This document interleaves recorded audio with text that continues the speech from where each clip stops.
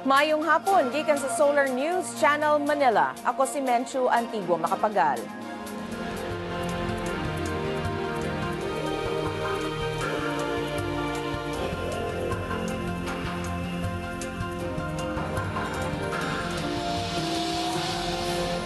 Ani ang mga balita alang sa Kabisayan ug Mindanao. Gisaulog sa Pagadian City ang unang World Interfaith Harmony Week karong simanaha. Og si Michael Christian Martinez ang bugtong Pilipino nga misalmot sa figure skating event sa 2014 Sochi Winter Olympics. Aniya ang front pages sa mga pamantalaan sa Sugbok, sa Sunstar Cebu ug Sunstar Super Balita. Na-rescue ang 5 katawo human naanod ang ilang bangka sa kadagatan sa Camotes Island.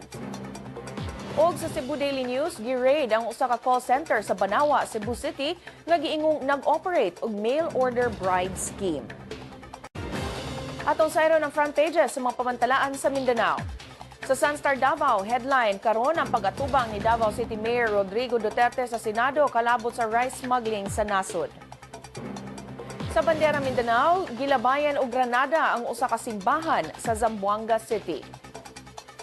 Aniya sab ang front pages sa Mindanao Daily sa nagkalain-laing bahin sa Mindanao.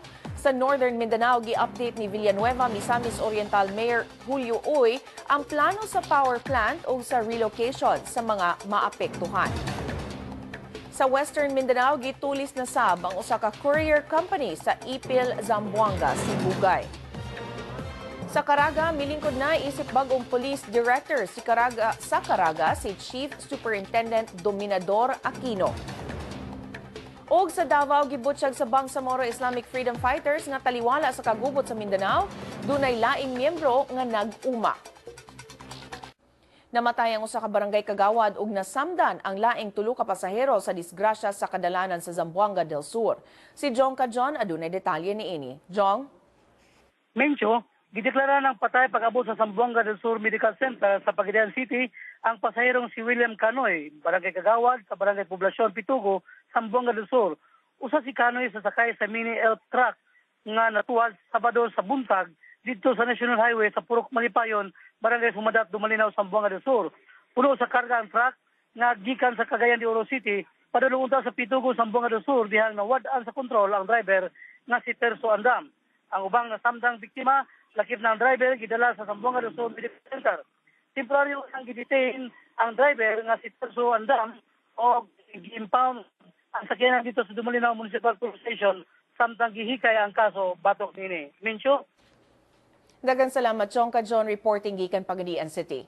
Gisaulog karon si manaha sa Pagadian City ang unang World Interfaith Harmony Week. Gisugdan ang selebrasyon sa parade ni adtong Sabado libot sa mga nag-unang dalan sa syudad hangtod sa City Plaza Covered Court diin gihimo ang hamubong programa.